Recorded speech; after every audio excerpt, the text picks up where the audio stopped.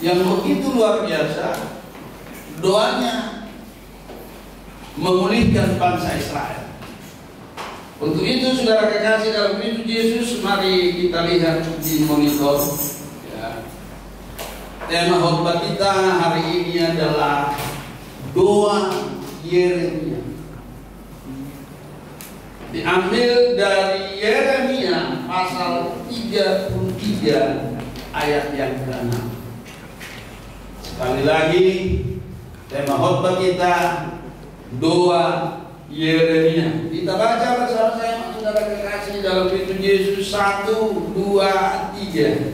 Sesungguhnya aku akan mendatangkan kepada mereka kesehatan dan kesembuhan, dan aku akan menyembuhkan mereka, dan akan meningkatkan kepada mereka kesejahteraan dan keamanan yang berlimpah-limpah. Nah, menarik Bapak Ibu kekasih dalam Kristus Yesus, kita pun pada sore hari ini belajar dari seorang nabi tentang doa.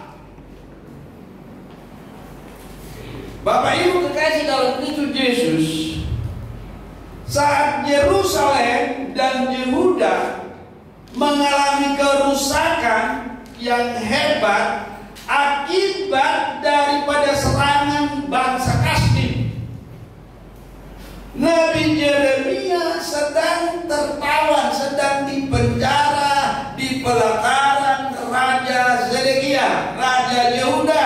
Dia dipenjara karena bernubuat tentang Yehuda di kemudian hari. Raja tidak senang dengan nubuat daripada Nabi Yeremia, saudara-saudara, sehingga dia dimasuki di dalam penjara. Dan menarik, di dalam penjara Alkitab berkata kepada Nabi Yeremia, berserulah kepadaku, maka aku akan menjawab doamu. Di dalam ayat 3, saudara kekasih dalam Kristus Yesus, Tuhan menjawab doa Yeremia. Tuhan mengabulkan doa Yeremia walaupun dia berdoa dari dalam penjara untuk bangsanya. Nah, menarik saudara kekasih dalam Kristus Yesus ya, kita lompat ya. Perhatikan doa seorang nabi dari dalam penjara menentukan nasib suatu bangsa yang sudah hancur oleh musuh. Seorang nabi atau seorang berdoa di penjara untuk bangsa Israel, Tuhan menjawab doanya. Kemudian doa seorang nabi dari dalam penjara, Alkitab berkata di dalam ayat 7, memulihkan keadaan Yerusalem, memulihkan keadaan Yehuda dan Israel seperti sedia kala. Kalau saya mungkin Nabi Yeremia, saya dipenjara oleh raja, saya tidak akan berdoa lagi untuk raja, saya tidak akan berdoa lagi untuk bangsa itu, karena saya terpenjara karena menyampaikan firman Tuhan. Jadi doa seorang nabi dari dalam penjara, saudara-saudara, memulihkan keadaan Yerusalem, memulihkan keadaan Yehuda, memulihkan keadaan Israel. Dan doa seorang nabi dari dalam penjara, katanya di dalam ayat 8, Tuhan mentahirkan bangsa Yehuda dan Israel dari dosa-dosa mereka dan mengampuni mereka. Luar biasa saudara kekasih dalam Kristus. Doa seorang nabi dari dalam penjara didengar oleh Tuhan, dan dosa-dosa Raja Zedekia, dosa-dosa bangsa Yehuda diampuni oleh Tuhan. Kita belajar dari Nabi Yeremia, kita akan berdoa untuk bangsa kita. Halo? Agar bangsa kita lepas dari krisis, saudara kekasih, dalam Kristus Yesus. Dan Tuhan berjanji dalam ayat 9, kita lihat saudara kekasih dalam kekasih dalam Kristus Yesus. Kita baca bersama-sama. 1, 2, 3.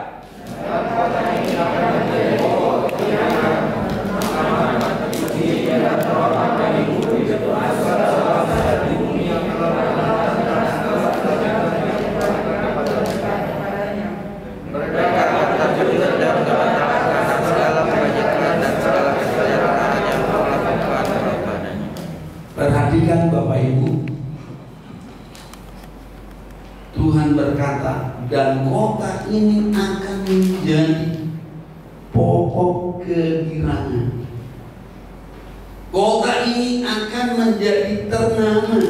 Kota ini akan menjadi terpuji dan terhormat bagi Tuhan di depan segala bangsa di bumi yang telah mendengar tentang segala kebajikan yang kulakukan kepadanya. Mereka akan terkejut dan gemetar karena segala kebajikan dan segala kesejahteraan yang kulakukan kepadanya. Maksudnya kepada bangsa Yehuda, kepada Yerusalem, kepada bangsa Israel, saudara kekasih dalam Kristus Yesus.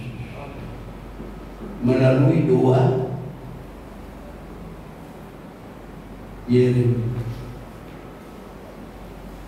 Saudara kekasih, itu baru doa satu orang. Apalagi kita berdoa satu gereja. Berdoa untuk bangsa kita agar terhindar dari krisis ekonomi. Ya.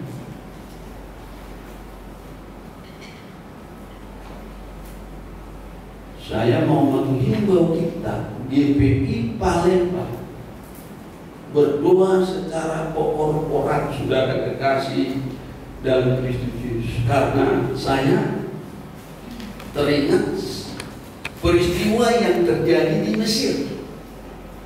Ya. Waktu bangsa Israel diperbudak oleh Raja Firaun di Mesir. Alkitab berkata di dalam Keluaran pasal 2, saudara kekasih dalam Kristus Yesus, maka berdoalah satu bangsa, berdoa secara korporat, mengadukan nasib mereka atas penderitaan yang mereka alami, penindasan yang mereka alami dari Raja Firaun. Mereka berdoa di Mesir, mereka bersama-sama secara korporat berdoa kepada Tuhan, dan ternyata Tuhan mendengar doa suatu bangsa ini. Terjadi kegerakan, yaitu di Gunung Sinai. Di Gunung Sinai Tuhan menampakkan diri kepada Musa. Doanya di Mesir, mujizatnya terjadi di Arab Saudi. Sekarang ini Arab Saudi sudah hebat kan? Doanya di Mesir, mujizatnya di Gunung Sinai. Musa, lepaskan kasutmu, sebab tempat yang kau berpijak itu adalah tanah yang kudus, tanah yang suci. Dia melihat semak duri terbakar, tetapi semak itu tidak terbakar, hanya ada api, saudara kekasih dalam Kristus. Dan kemudian Tuhan berkata kepada Musa supaya dia mempersiapkan diri untuk melepaskan bangsa Israel. Aku telah mendengar doa mereka. Aku telah mendengar seruan mereka secara korporat. Aku akan lepaskan mereka dari perbudakan bangsa Mesir. Jadi doa itu, saudara-saudara, besar kuasanya. Amin. Kita mau berdoa untuk bangsa ini. Ada amin, saudara kekasih? Amin. Ya, kita lihat, saudara-saudara. Saya mau ajak Bapak Ibu berdoa untuk bangsa ini. Ya, my bro and sis in Jesus Christ. Hal yang sama yang sedang kita, keluarga kita, gereja kita, lembaga Kristen lainnya, bangsa kita yang dialami saat ini, yaitu kesusahan yang hebat akibat COVID-19, saudara-saudara. Ya. Sekarang ini bangsa kita krisis ekonomi. Khotbahnya Pendeta John di Nusa minggu lalu, ya, pertumbuhan pertumbuhan ekonomi kita min 5,32%. Min 5,32%. Ya, pertumbuhan ekonomi kita sedang terpuruk, saudara-saudara. Kalau kita satu gereja berdoa secara korporat, mengakui dosa-dosa bangsa kita, saya yakin ekonomi kita akan naik menjadi plus. Katakan amin. Kita berdoa secara korporat tentang krisis ekonomi, dan kita tahu sekarang, saudara-saudara, pengangguran banyak, pengangguran meningkat. Kita berdoa agar pengangguran berkurang, saudara-saudara. Tidak ada seorang pun dari keluarga kita, dari jemaat GPI Palembang, ya, yang kena PHK. Katakan amin. Amin. Ya, Tuhan akan lindungi saudara kekasih dalam Tuhan. Pengangguran begitu luar biasa, saudara. Dan kemudian iman Kristen merosot, saudara-saudara. Ya, sampai hari ini gereja-gereja besar masih banyak yang belum ibadah langsung seperti biasa, seperti kita hari ini. Masih live streaming, saudara kekasih dalam Tuhan. Masih online. Kita tidak bisa jamin pertumbuhan iman jemaat itu baik melalui yaitu ibadah live. Beda. Kita tidak bisa jamin, saudara-saudara, pertumbuhan iman jemaat itu naik melalui ibadah live. Jadi ini harus kita doakan, saudara-saudara kekasih dalam Kristus Yesus. Sekarang ini banyak orang-orang Kristen ketakutan. Ya, ketakutan. Karena banyak berita-berita hoax. Kemudian banyak orang-orang Kristen yang khawatir. Dan kita tahu sekarang ini penyakit ada di mana-mana, saudara kekasih dalam Kristus Yesus. Nah, ini harus kita betul-betul setia sekali berdoa untuk bangsa kita, berdoa untuk gereja kita, berdoa untuk keluarga kita, berdoa untuk kondisi ekonomi bangsa kita pada saat ini, kekasih dalam Kristus Yesus. Nah, untuk itu mari kita semua berdoa secara korporat kepada Tuhan Yesus Kristus supaya Ia mendatangkan kesehatan. Katakan amin. Supaya Ia mendatangkan kesembuhan, supaya Ia mendatangkan kesejahteraan, kedamaian kepada keluarga kita, kepada kota kita, kepada gereja kita, dan kepada bangsa kita. Katakan amin. Kita harus bersama-sama berdoa untuk bangsa ini. Kita harus bersama-sama berdoa untuk kota kita, berdoa untuk gereja kita, berdoa untuk keluarga kita, agar kita tetap kokoh di dalam iman, saudara kekasih dalam Kristus. Saya sudah berita di contoh satu bangsa berdoa di Mesir. Doanya di Mesir sedang tertindas, tapi Tuhan menjawabnya di Gunung Sinai. Dan kemudian Musa mempersiapkan diri dari Gunung Sinai, pergi kembali ke Mesir, dan membawa bangsa itu keluar dari perbudakan Firaun. Dan mereka sampai tujuan tanah Kanaan, tanah perjanjian, Kanaan Samawi yang dijanjikan Tuhan kepada Abraham, Ishak, dan Yakub. Kalau satu bangsa di Mesir berdoa, dijawab oleh Tuhan. Saya percaya satu gereja di Palembang berdoa kepada Tuhan, maka Tuhan akan mengabulkan doa-doa kita. Katakan amin.